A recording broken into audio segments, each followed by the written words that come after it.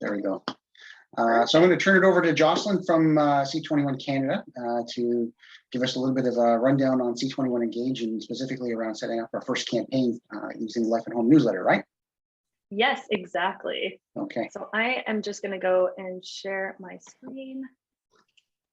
Let's started.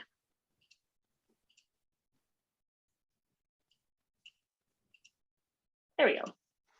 Perfect. Yes. So my name is Jocelyn Treneman. I am the marketing and graphic design coordinator here at C21 Canada. And as Doug was saying, today is going to be about setting up your Life at Home campaign and as well as getting your communication consent in for all of your contacts. So it's going to be a very hands-on training today. If you have access to either a laptop, computer, or device of some sort that you can access the internet, as well as get some Excel or Google Sheets, something along those lines on, that will be very handy. And by the end of it, you will have your campaign set up for the first 6 months of the year and all within 30 minutes. So we'll go ahead and get started. I'll do a quick overview just to give you a general idea of what C21 Engage is about, and as well as the Life at Home campaigns.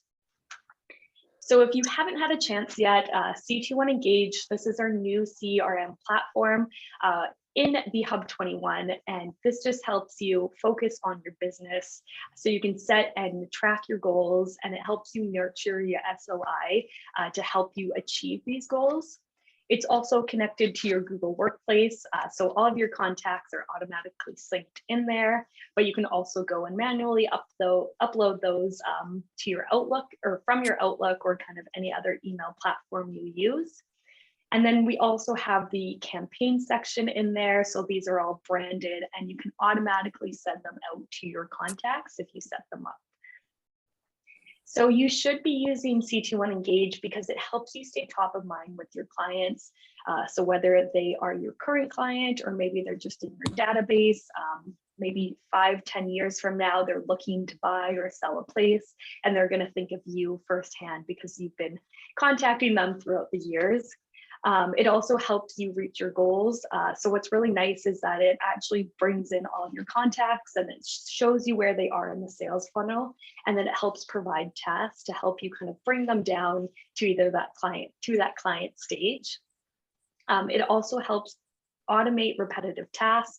So this could be sending out emails, it could be sending reminders of what you need to do with that client next, kind of steps to reach your goals, everything in between that has those automated steps applied. And again, it has those helpful coaching techniques and those downturn resistant methodology in there. So there's 5 different parts to the C21 Engage platform. First, you have your dashboard, which is just a handy kind of overview to see how you're doing to reaching your goals, what steps you need to take next, all of that's in there. The next is your people, which is kind of similar to a contact book. It has all of your contacts in there. Your calendar, your goals, which if you've been into C21 Engage within the last little bit, it's probably prompting you to set your 2022 goal in there. So I'm sure it's going to pop up for me in this demonstration, but if you haven't had a chance yet, be sure to go add that in. And then the final section is campaigns. And this is what we're going to be concentrating on today. So campaigns, we have give you the ability to target your specific audience. There's a full array of different value added emails that you can send to your contacts, and they're all customizable. So you can specifically target your specific demographic.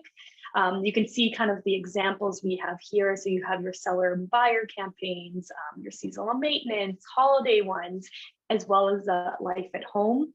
So these campaigns are really designed to help you stay engaged with your contacts and stay top of mind. Going to be concentrating on is Life at Home. So if you have been with us for some times with the Where to Live stage, you probably are familiar with the Life at Home. This is just our monthly newsletter that is customized specifically created specifically for Century 21 agents across Canada to send out to their clients and really engage with their sphere of influence. is from everything from home decor sections to seasonal foods to create kind of everything in between. And you can go and customize them to specifically target your audience.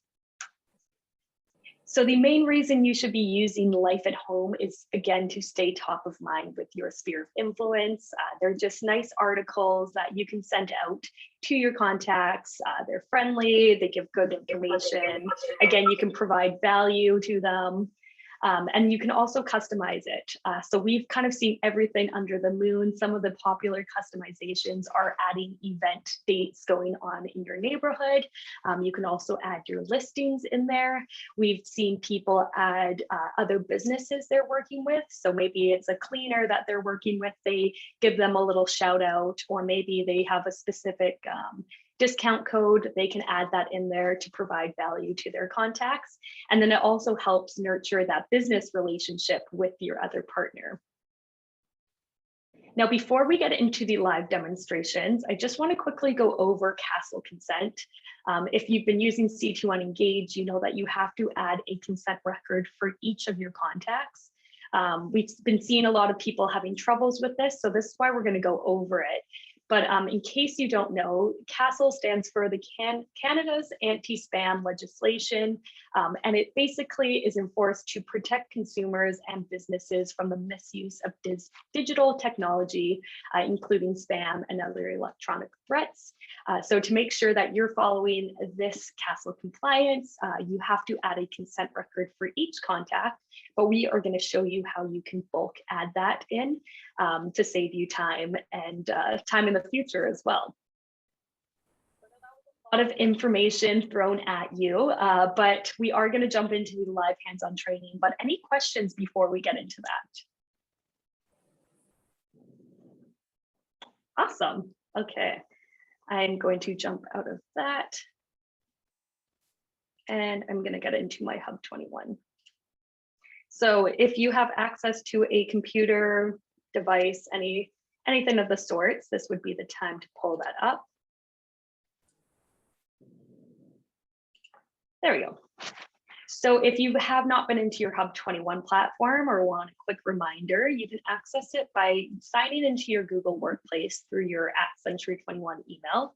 And then you would just go to the waffle icon and scroll all the way to the bottom, and then you have the Hub 21 access there. And then that would just log you in, but I'll save that step and just get into my Hub 21. So if you haven't had a chance to explore around, you have all of your different tools at the top here. And if you scroll down, you also have access to a bunch of different resources. So these are automatic sign-on through your Google Workplace, which you can access there. But for today, we are going to be concentrating on the C21 Engage.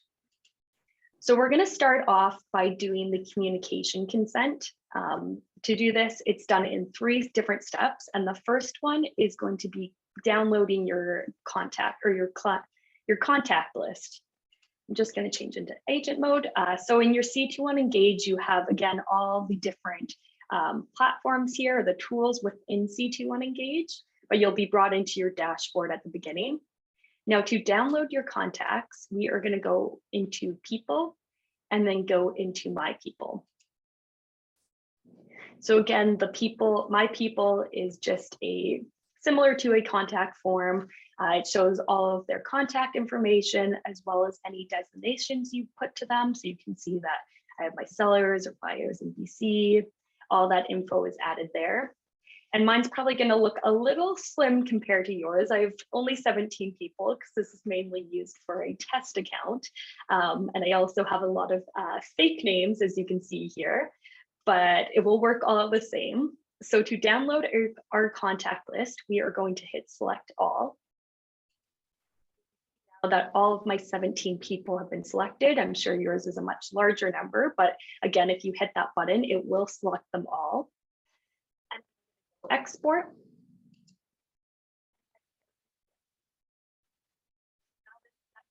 Loaded my consent record to an Excel type file. You can use, again, Google Sheets or kind of any data-based software that you have. And I'm going to open that up so you can see what it looks like. I think I'm just going to have to share my screen again so you can see that one.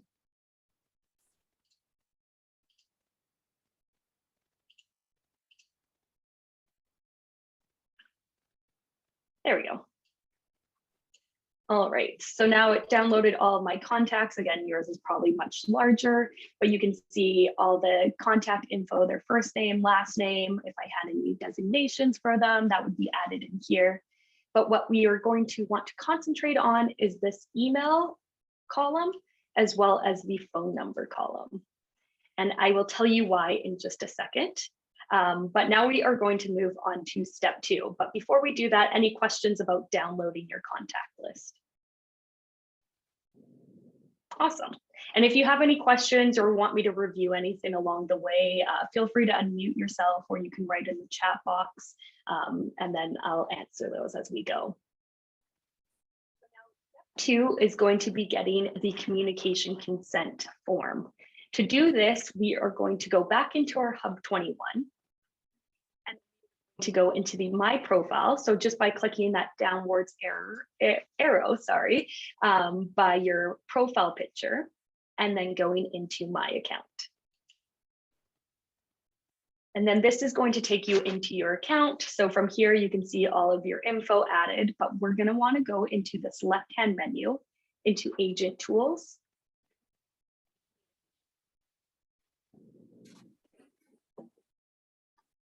So again, that's My Account, Agent Tools in the left-hand menu, and then Communication Consent. So I was just doing one this morning, so that's why all of mine are active right now, but yours might look a little different, or it might look completely blank. And don't worry, it will be looking like this in just a couple minutes. But first, we are going to download that template. So we'll do that by clicking the CSV template in that top right-hand corner beside the Add New button. And that is going to download your CSV communication template. And I will open that up. Let me just open these files so you can see all of the different.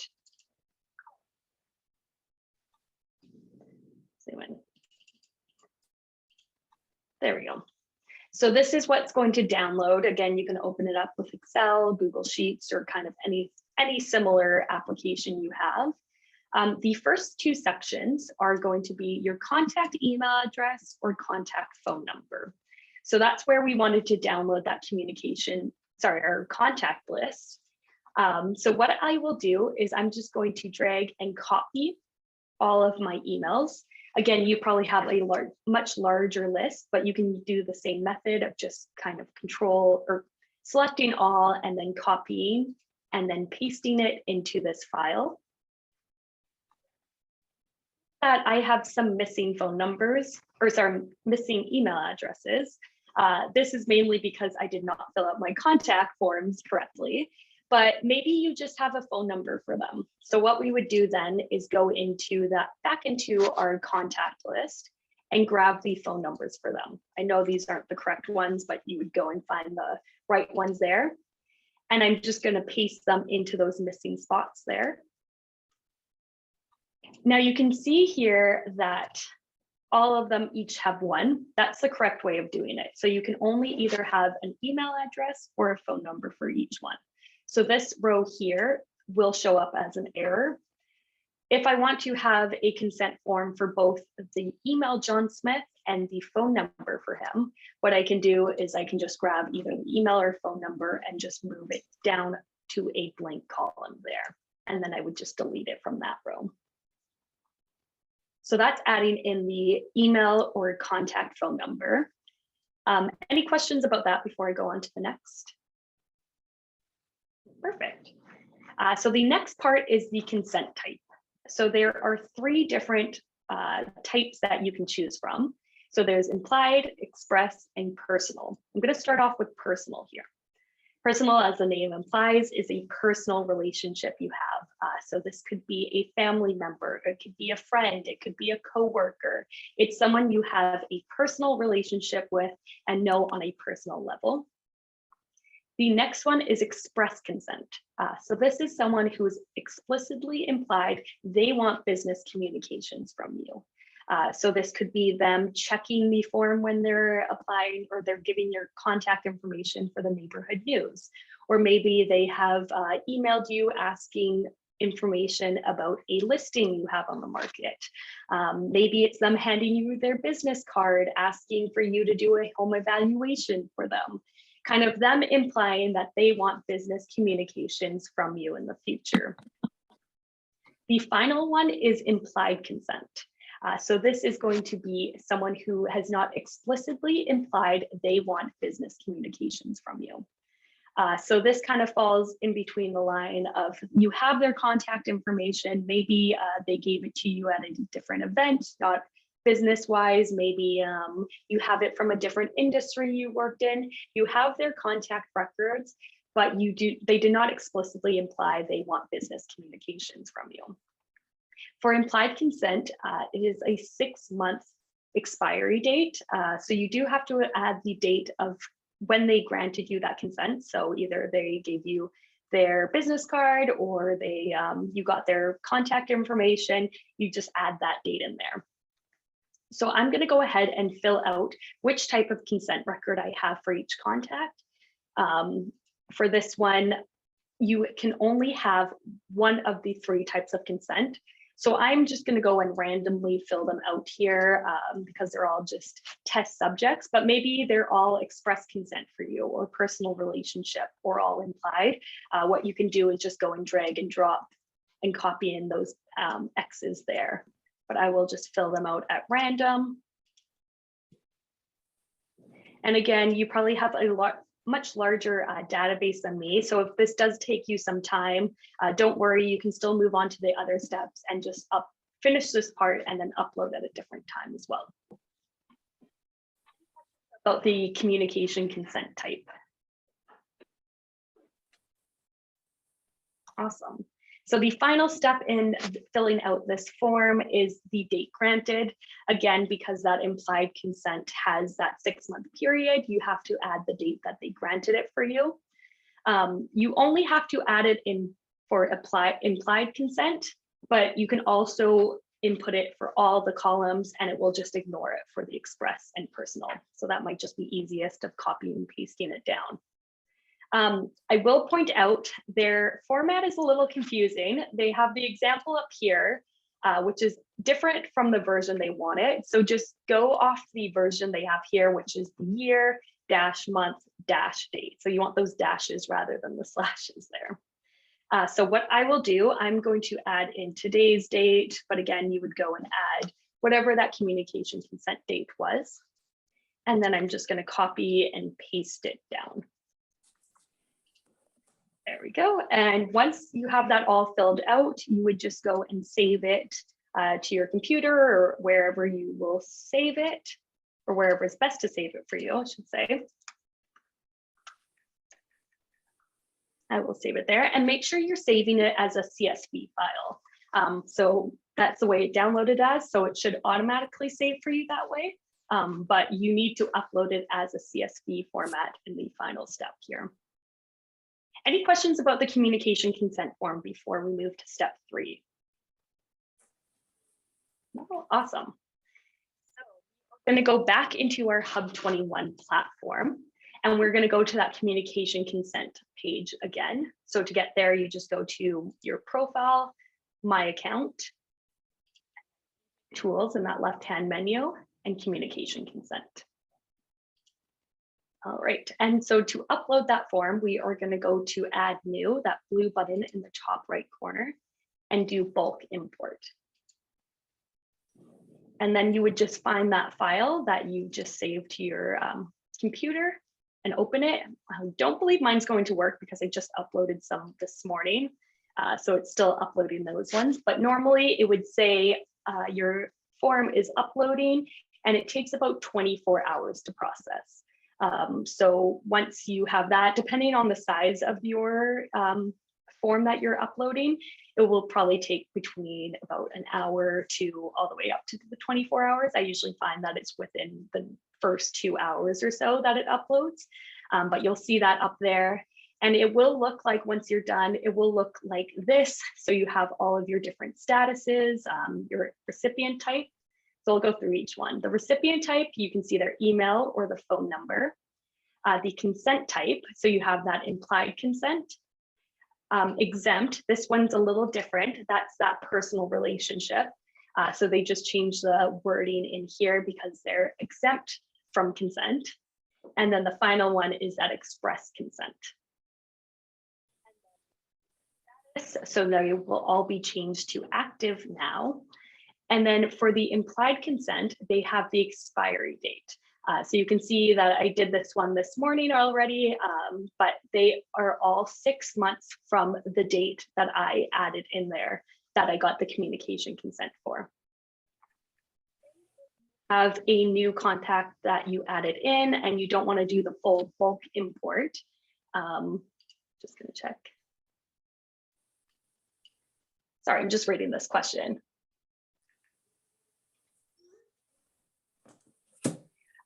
So sorry, let me understand this correctly.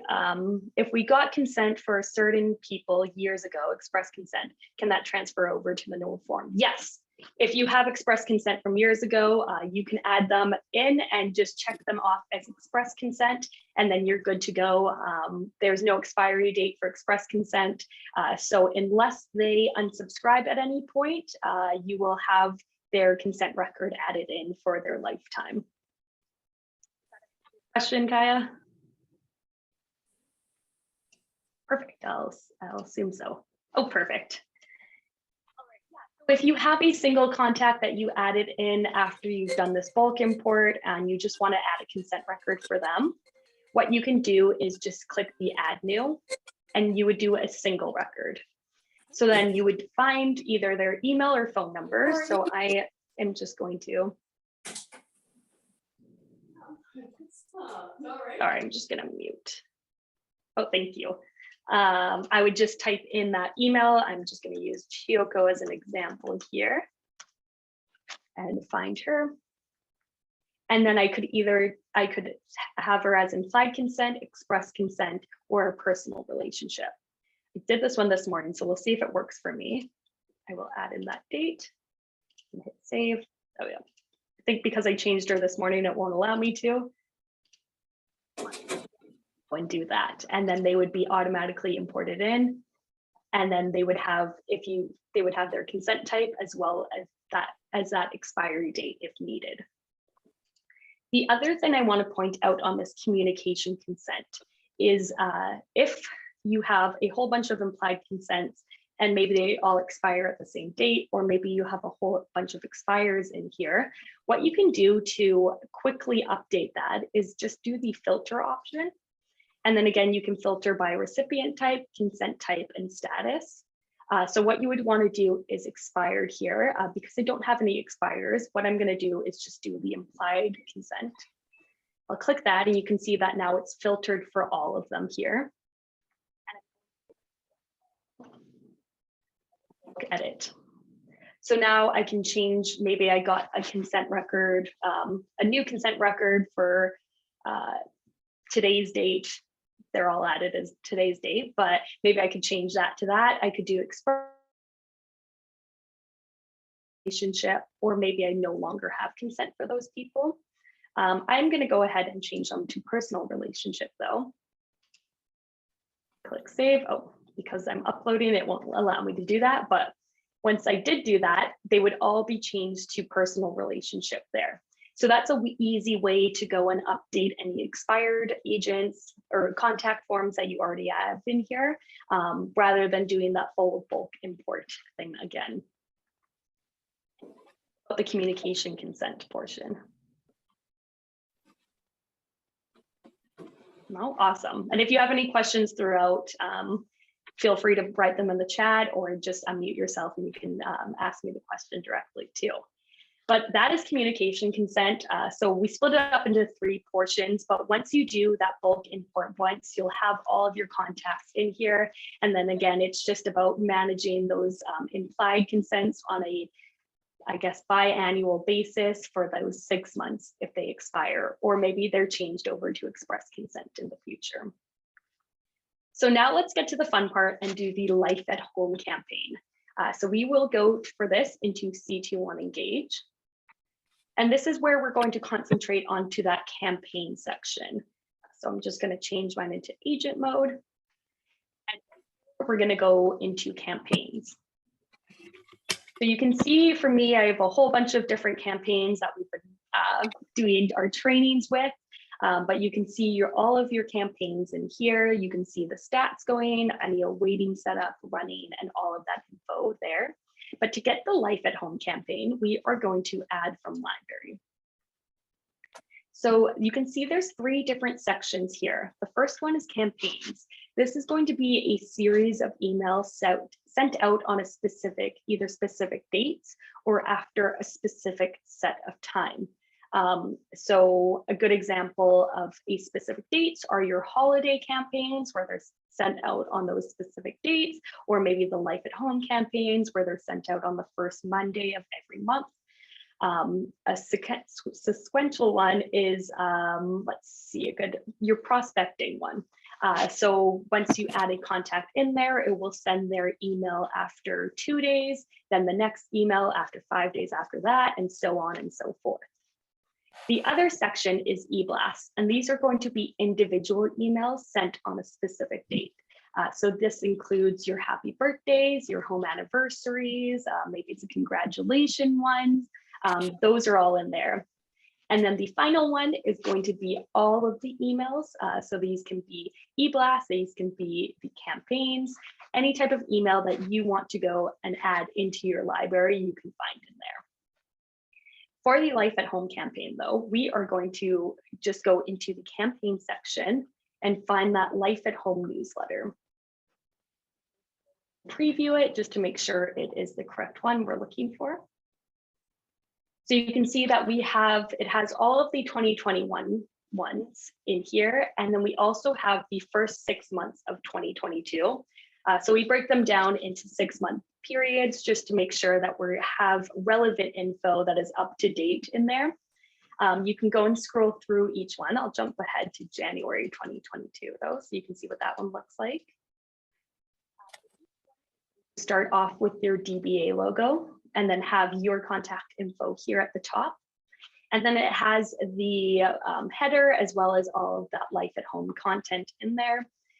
So it has this one is obviously a decor based one, but you can go and customize it any way you see fit. And then at the bottom, we always have our monthly features, which is a DIY project and then a recipe for each one. And then at the very bottom, some legal matter and then your contact info again. And if at any point they want to unsubscribe, they always have that option at the bottom as well. Review all of the different emails in here, make sure it's correct. And if this is the one you want to use, what you would do is just click Add to Campaigns. So again, this training, we're doing it for the Life at Home campaign, but you can really use this training to add any of the campaigns or e-blasts into your C21 Engage campaign section. So to set up the campaign, now that it is added, what you're going to do is just click onto the Life at Home title, and then you have 3 options to edit. So the first is going to be the title, then you would add in your recipients, and then you can make any changes to the schedule of the campaign. So once that opens up, there we go. So that first option is the Life at Home title. So I will just add in the date here. But again, this is just going to be for your eyes only, so you can name it whatever you want to help you remember which campaign you're using. And then you would set up the recipients. So I'm going to go ahead and add my recipients then. So you have a couple different options.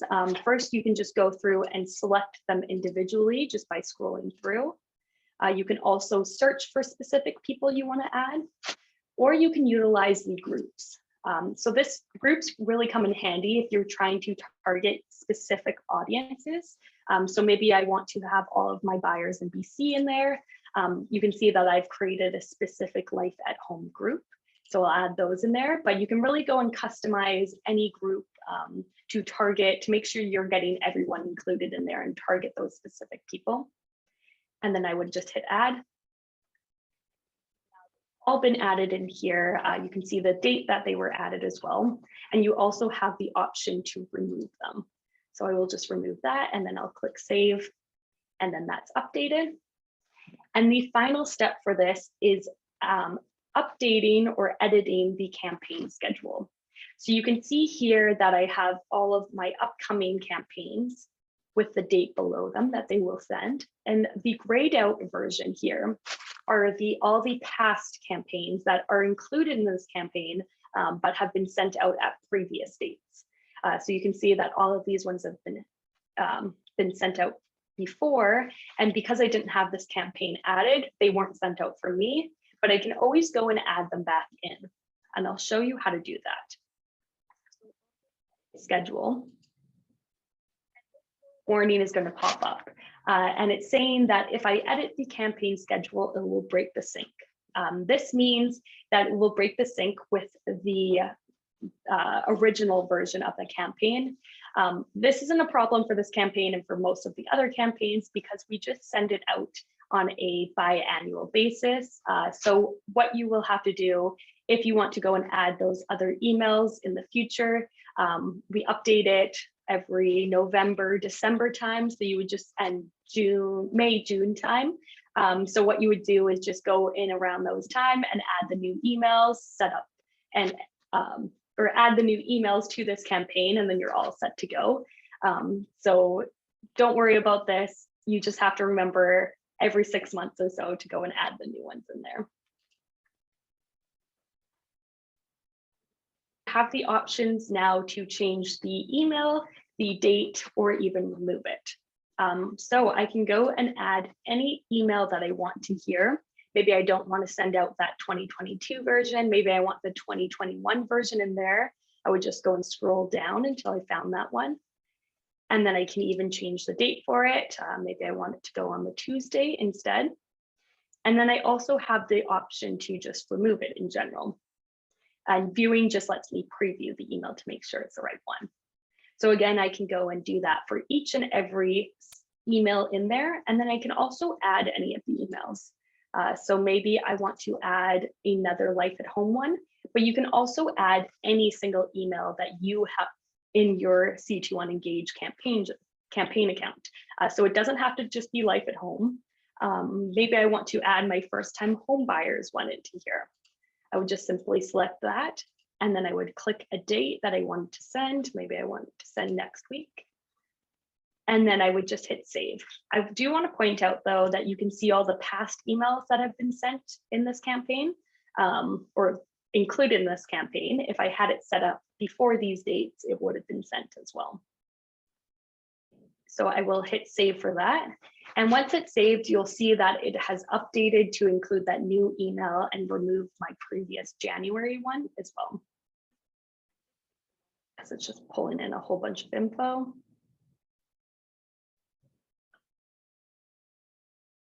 There we go. So you can see that that has now been changed, that first time home buyers up there, and I no longer have the January one. So now that I've made those 3 different changes, I have the option to just archive the campaign. I can also finish it later. Maybe I want to go make some customizations to the emails, or I want to add some more recipients in at a later point. I can do that, or I can run the campaign, and that. So we'll be sending out to my contacts that I have added in on those specific dates. So it will change from that awaiting setup once it loads into the running campaigns section. So you can see now that it is currently running. And when it does run, I would actually get the statistics for all of these. So I'll find one of my past ones so you can see kind of what that looks like.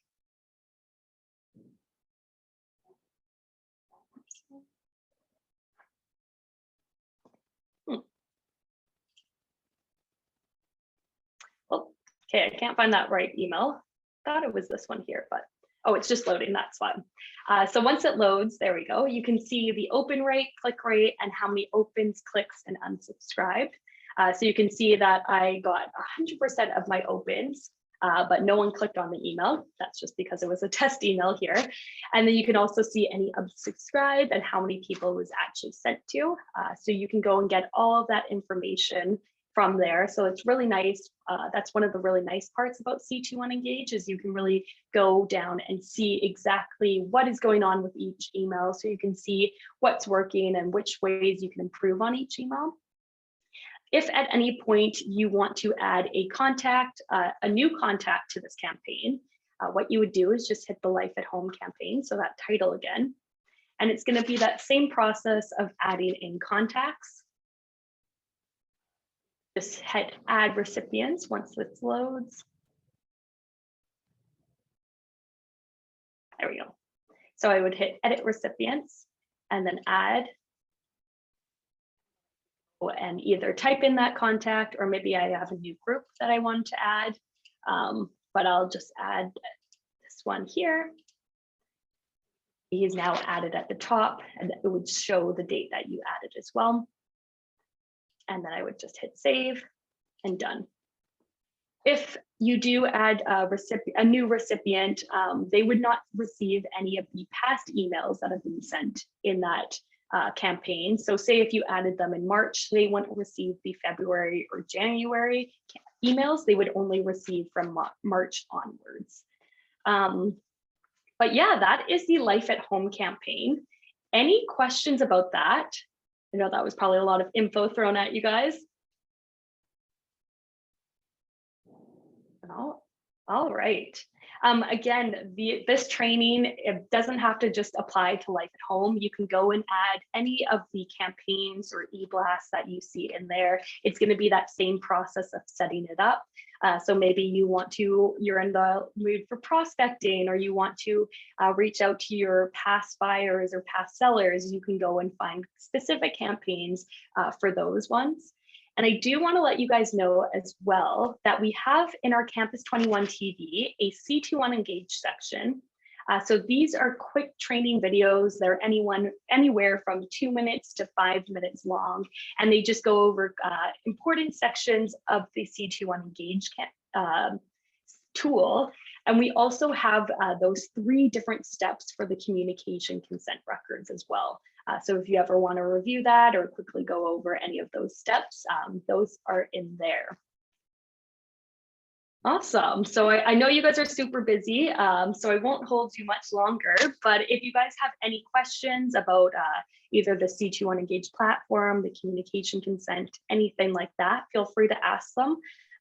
Or if you want to send me an email, you're more than welcome to do that as well. Thanks so much, Jocelyn. I have a couple questions. Am I too late? No, of course. Okay. Did you mention that you can do customization for the Life at Home stuff? Yes, I can show you how to do that too. Let me just share my screen again.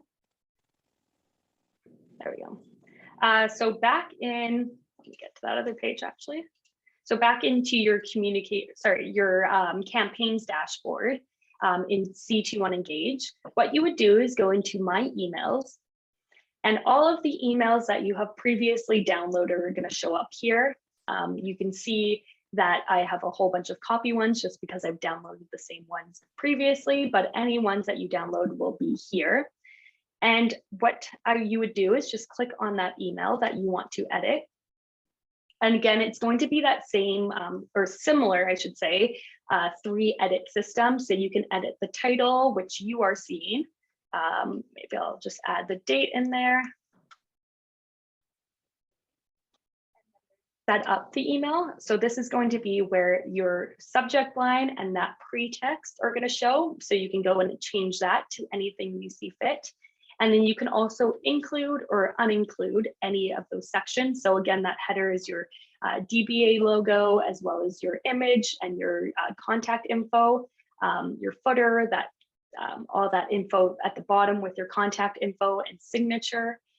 So you can go and include or not include that. I'm going to leave it as is though for now. And then to actually go and customize the email, you would just hit edit email content. Customize all of it here. So it's a very easy to use system. I find if you've ever used a kind of WordPress document, anything like that, it's very similar, which is just like a drag and drop format.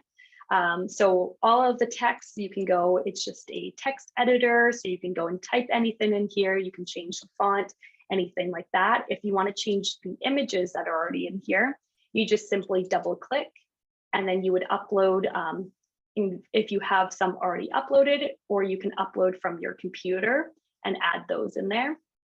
And if you want to add any sections, I'll maybe add a section to the bottom here. What you would do is just either add in a row. So MoxieWorks, they like to go into these 3 sections. So you do row, content, style, and I find that always works best too. So you have your different row types.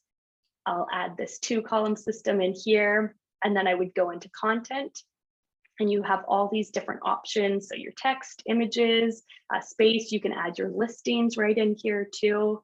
I will just do an image and a text though. So I'll just drag and drop there.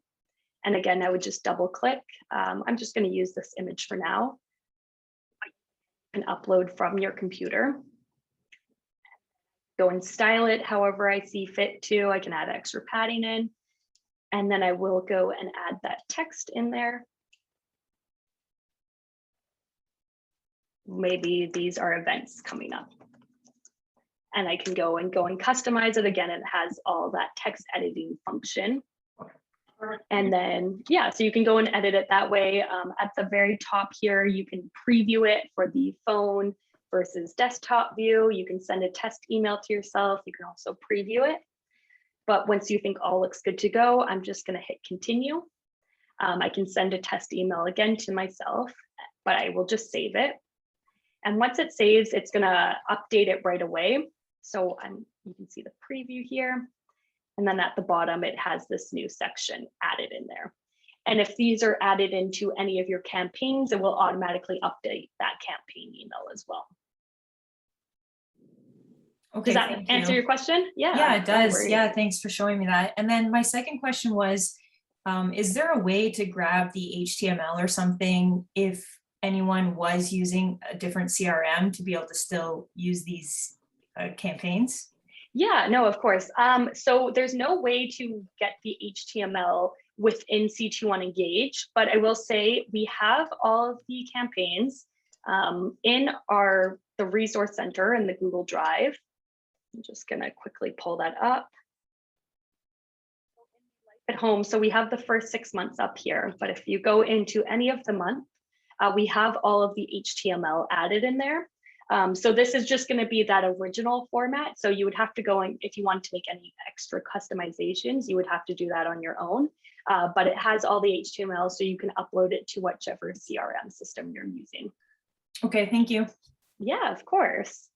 Really good questions though. Any other questions? No, okay. Yeah, and again, if you have anything that pops up while you're using the platform or anything like that, feel free to shoot me an email. I'm always happy to help or hunt down the person that would be able to help too. But I hope this training was really helpful for you guys. I know that there's been a lot of roadblocks with the C21 Engage platform in general, so I hope that helps overcome it. But yeah, thank you for having me on though. Very good. Thanks, Jocelyn. And we'll have to have you back and do something else in the system with us soon. Yeah, of course. And if you guys have ideas for what else you guys want to learn, feel free to shoot them my way too, because we're always here to help. Fantastic. Thanks for attending, guys. Hope this was useful. And thanks, Jocelyn, for your time. We really appreciate it. Yeah, no, thank you guys for your time and enjoy the rest of your day. Thanks. Bye, everybody. Oh.